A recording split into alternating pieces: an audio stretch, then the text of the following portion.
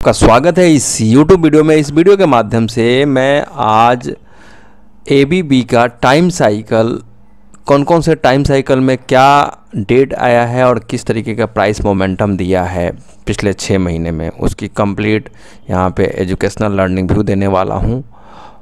उससे पहले ध्यान रखिएगा, इस वीडियो के माध्यम से जिस भी स्टॉक की एनालिसिस की जाती है only for educational learning purpose से, ना कि प्रॉफिट ट्रेडिंग पर्पस से। अगर आप ट्रेड करते हैं, कोई भी डिसीजन लेते हैं, उसमें हमारा और हमारे इस यूट्यूब वीडियो का कोई भी रिस्पॉन्सिबिलिटी नहीं है, क्योंकि लर्निंग पर्पस से वीडियो बनाया जाता है और एग्जाम्पल दिया जाता है कि लर्निंग करके किस तरीके से आप एनालाइज कर सकते हैं मार्केट को। तो सबसे इम्पोर्टेंट, कल का एक वीडियो मैंने लाइव आकर के बोला था, शायद बहुत सारे लोगों को वॉइस क्लियर नहीं हुआ। फिर से दोबारा इस वीडियो के माध्यम से उस चीज़ को छोटा सा समरी जो था उसमें, उसका मैं यहाँ पे समरी रखूँगा इस वीडियो में। देखिए, टाइम साइकिल, बहुत सारे लोग प्रेशर डेट की बात करते हैं कि 5 नवंबर को बाज़ार ये हो जाएगा, ट्रेंड रिवर्स कर जाएगा। तो हमेशा ट्रेंड रिवर्सल का मतलब ये होता है कि नीचे है बाज़ार तो ऊपर चलेगा। फिर वैसी बातें नहीं करनी चाहिए कि नीचे आ जाएगा, लेवल टूट जाएगा। तो 5 नवंबर इम्पॉर्टेंट डेट होता है अल्फा WD गैन एंगल के हिसाब से, इसलिए प्रेशर डेट एवरी मंथ आता है, एवरी ईयर आता है।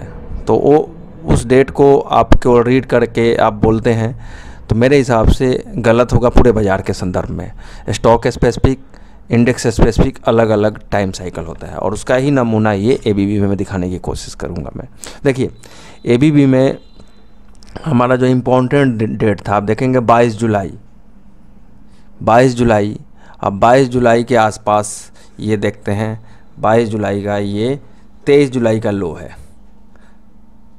ये है हमारा 22 जुलाई का लो है लगभग 74.25 और 23 जुलाई में स्विंग बॉटम लगाया है। स्विंग बॉटम जो लगा है आपका 7717 के आसपास का, 7717 रुपये का ये स्विंग लो लगाया है। और इससे पहले जो हाई बना है उस हाई का डेट देखेंगे, यहाँ पे दिखेगा 22/6 के आसपास ये हाई लगना था। और आप देखेंगे ये जो हाई लगा है ये बना है 18/6 के आसपास, 3-4 दिन पहले ये टॉप लगा है। तो एग्जैक्टली टाइम साइकिल को ये फॉलो किया है, हाई लगा फिर लो लगा। नेक्स्ट डेट जो आता है 21 अगस्त। तो 21 अगस्त को आप देखेंगे लगभग 21 अगस्त के आसपास ये कंसोलिडेशन रेंज में रहा है, ये आपका 21 अगस्त के आसपास इसी रेंज में रहा है। उसके बाद जो इम्पोर्टेंट डेट था 22 सितंबर। देखिए 22 सितंबर को क्या हुआ है, 22 तारीख से पहले जो डेट था 20 और 19 सितंबर को बॉटम लगाया है। और नेक्स्ट इम्पॉर्टेंट डेट जो आता है 16 अक्टूबर मीन्स कि 22 के बाद वाला जो डेट है वो 16 अक्टूबर का साइकिल 1 इसमें आता है। और आप देखेंगे एग्जैक्ट 16 अक्टूबर को टॉप लगा है बाज़ार। 27, देखिए निफ्टी ने 27 सितंबर को टॉप लगाया, लेकिन ABB ने दोबारा डबल टॉप बनाने की कोशिश किया एग्जैक्ट 16 अक्टूबर को। और उसके बाद ये डाउन साइड मूव कर रहा है और 15 नवंबर इसका नेक्स्ट साइकिल डेट है और 15 दिसंबर उसके बाद वाला डेट है। तो कहीं ना कहीं ये हर स्टॉक का और हर इंडेक्स का अपना अलग टाइम साइकिल होता है। एक एग्जैक्टली गैन का डेट रिमेंबर कर लेने से बाज़ार में मंदी आ जाएगी, तेज़ी आ जाएगी, वो प्रेडिक्शन कहीं ना कहीं गलत होने की पूरी संभावनाएं होती हैं। होता क्या है कि मान लीजिए एक इम्पॉर्टेंट डेट में हम आ गए तो इंडेक्स में क्या होगा, किसी स्टॉक ऊपर खींच के रखेगा, कोई स्टॉक नीचे खींच के रखेगा। तो उस केस में क्या होगा, बैलेंस रहेगा, इंडेक्स बैलेंस रहेगा और स्टॉक स्पेसिफिक मूव हो जाएगा। तो अगर कंप्लीट देखना है कि हाँ बाज़ार में और इंडेक्स में पार्टिकुलर तेज़ी होगी कि मंदी, उसके लिए आप ये देखिए कि मैक्सिमम स्टॉकों का क्या वो प्रेशर डेट के आसपास आ रहा है। अगर मैक्सिमम स्टॉक वहाँ उस प्रेशर डेट में डाउन साइड मूव करेंगे तो इंडेक्स भी नीचे जाएगा, और मैक्सिमम स्टॉक ऊपर जाएंगे तो इंडेक्स भी ऊपर जाएगा। और 50-50 हो जाएगा कि कुछ स्टॉक ऊपर जाएंगे, कुछ स्टॉक नीचे जाएंगे, तो उस केस में बैलेंस रहेगा। तो ये कंप्लीट जो स्टडी है ना ये आपको डीपली करनी पड़ेगी। ऐसे नहीं कि आपने एक डेट रट लिया कि गैन का ये पार्टिकुलर डेट है, इस डेट को दिन कुछ भी हो जाएगा। तो अब वहीं पे मैं बोलता हूँ कि नहीं, लेबल भी इम्पोर्टेंट है प्लस ट्रेंड रिवर्सल अपसाइड में होगा।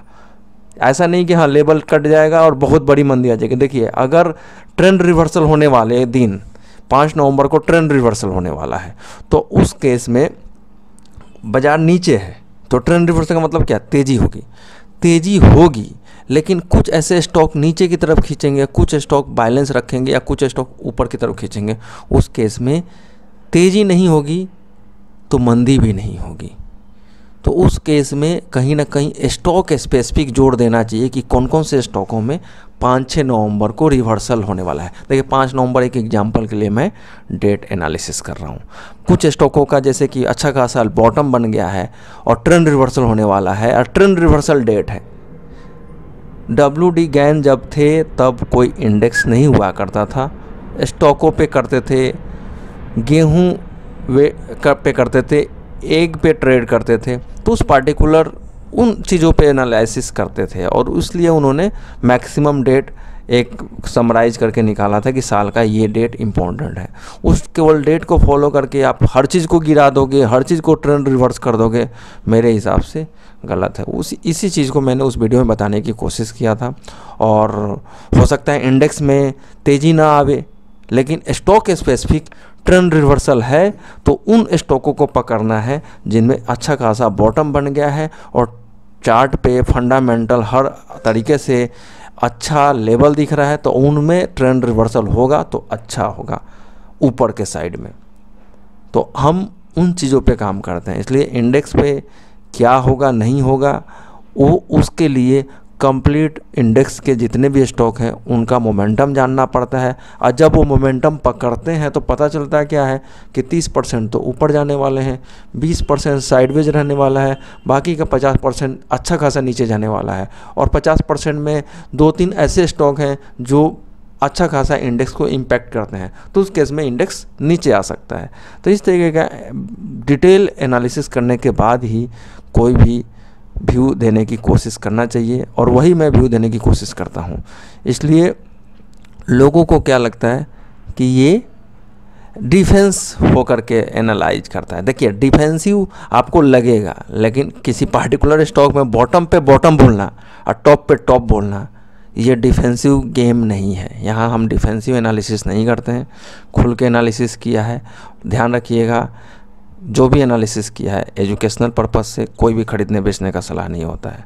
मिलते हैं नेक्स्ट वीडियो में। इसी तरीके के वीडियो देखने के लिए इस चैनल को सब्सक्राइब करें, लाइक करें।